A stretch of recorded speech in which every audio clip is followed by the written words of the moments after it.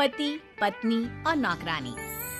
शीतल और अभिमन्यु की शादी को 5 साल हो चुके थे, लेकिन अभी तक उनका कोई बच्चा नहीं हुआ था।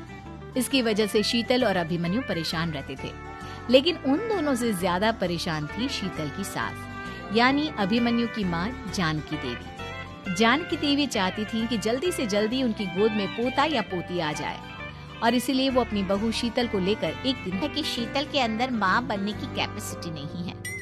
ये आप क्या कह रही हैं डॉक्टर साहब? कोई तो इलाज होगा ना, कोई दवाई दे दीजिए। देखिए, कुछ प्रॉब्लम ऐसी होती है जिनका कोई हॉस्पिटल पहुँची। डॉक्टर मैडम, जरा ठीक से चेक करके बताइए ना।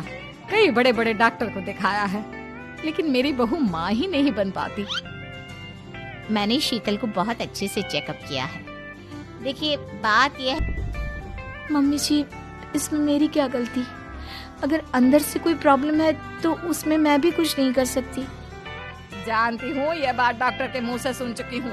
अब ट्रीटमेंट नहीं होता। आई एम सॉरी टू से, लेकिन शीतल कभी माँ नहीं बन सकती, क्योंकि उसके यूट्रस में अंदर से ही कुछ प्रॉब्लम है। घर आने के बाद क्या हुआ माँ? कहाँ लेकर गई थी आप शीतल को? अरे कहाँ लेकर जाती, डॉक्टर मैडम के पास ले गई थी।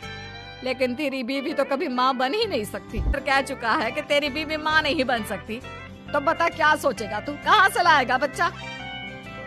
माँ, ये तो मैं भी नहीं जानता। अभिमन्यु, क्यों ना हम अनाथ आश्रम से एक बच्चा गोद ले आए? क्या फर्क पड़ता है, बच्चा हमारा। दोबारा मेरे सामने इस बात का गाना मत गा। माँ, परेशान होने की जरूरत नहीं है, सोचते हैं ना कुछ। अरे क्या सोचेगा तू जब डॉक्टर हो या गोद लिया हुआ? आई बड़ी बातें बनाने वाली। क्या फर्क पड़ता है? अरे क्यों फर्क नहीं पड़ता? मुझे इस वंश को आगे बढ़ाने के लिए मेरे बेटे का खून चाहिए, किसी दूसरे का नहीं। लेकिन माँ, अब जानती है कि ये अब पॉसिबल नहीं है। मैं कुछ नहीं जानती। मैं किसी पराये की औलाद को इस घर में अपना पोता या पोती बन के बढ़ता हुआ नहीं देख सकती। मेरा वंश मेरे बेटे के खून से ही आगे बढ़ेगा। लेकिन मम्मी जी, ऐसा कैसे हो पाएगा? आप अच्छी तरह जानती है ना, मेरा और अभिमन्यु का बच्चा नहीं हो सकता। तो मैं अपने बेटे की दूसरी शादी करवाऊंगी और अपनी दूसरी बीवी से ये मुझे बच्चा पैदा करके देगा। ये आप क्या कह रही हैं माँ? मैं किसी और से शादी नहीं करने वाला। मेरे रहते हुए आप अभिमन्यु की शादी किसी और से करवाएंगी? मम्मी जी, आप ऐसा कैसे कर सकती हैं? तू बस देखती जा बहू, मैं ऐसा कैसे कर सकती हूँ। कुछ दिनों के बाद, अभिमन्यु, मैंने तेरे लिए लड़की ढूंढ ली है। माँ, मैं आपको कितनी बार समझाऊं, मुझे किसी से शादी नहीं करनी है। पहले मेरी बात सुन।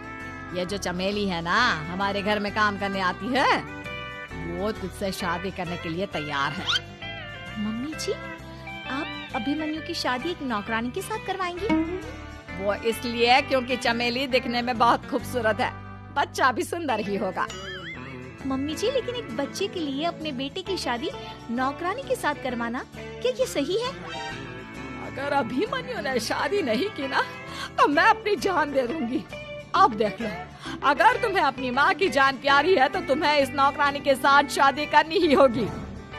इस तरह जानकी देवी अपने बेटे अभिमन्यु की शादी नौकरानी चमेली के साथ करवा देती है। कुछ दिनों के बाद, नौकरानी से मालकिन बन के तो मजा आ गया। अब तो मैं इस घर की मालकिन हूँ। देखो, अपने आप को ज्यादा मालकिन समझने की कोशिश मत करो। एक बार तुम्हारा और अभिमन्यु का बच्चा इस दुनिया में आ जाए, उसके बाद तुम इस घर से हमेशा के लिए चली जाना। अरे जाओ जाओ, किसी और के आगे बातें बनाना। एक बच्चा तो पैदा नहीं कर सकी। बढ़िया, जाओ जाकर मेरे लिए कॉफी बना कर लाओ। नौकरानी मैं हूँ या तुम? मम्मी जी, देखिए ना, शीतल मुझसे किस तरह से बात कर रही है। शीतल, तुम्हें पता है ना चमेली प्रेग्नेंट है, मेरे बेटे के बच्चे की माँ बनने वाली है। वो जैसा कहती है वैसा करो। लेकिन मम्मी जी, वो मुझे नौकरों की तरह ट्रीट कर रही है। अरे तो करेगी ना, वैसे भी बहू तुम हो किस काम की? एक बच्चा तो पैदा नहीं कर सकती। जाओ अब घर के सारे काम करो और चमेली को आराम करने दो। थैंक यू मम्मी जी, भगवान आपका भला करे। आप नहीं होती तो मैं नौकरानी से महारानी कैसे बनती?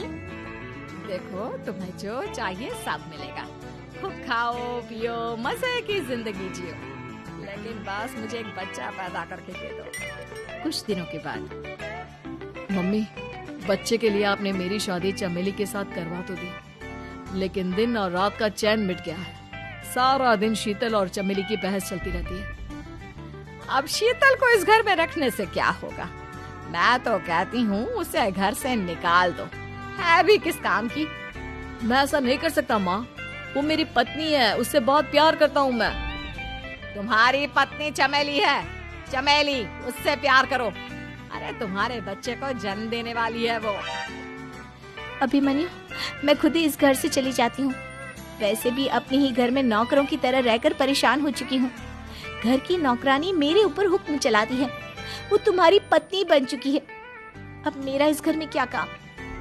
अभिमन्यु के बार बार रोकने पर भी शीतल उस घर से चली जाती है। कुछ दिनों के बाद चमेली एक बच्चे को जन्म देती है।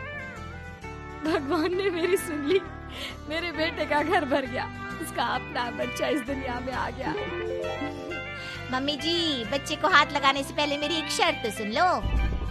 तुम कहना क्या चाहती हो चमेली? आपकी मम्मी को बहुत शौक था ना अपने पोते को खिलाने का। अब देखो, इस दुनिया में हर चीज की कोई ना कोई कीमत तो होती है। तुम अपनी आधी प्रॉपर्टी मेरे नाम कर दो, बच्चा तुम्हारे नाम।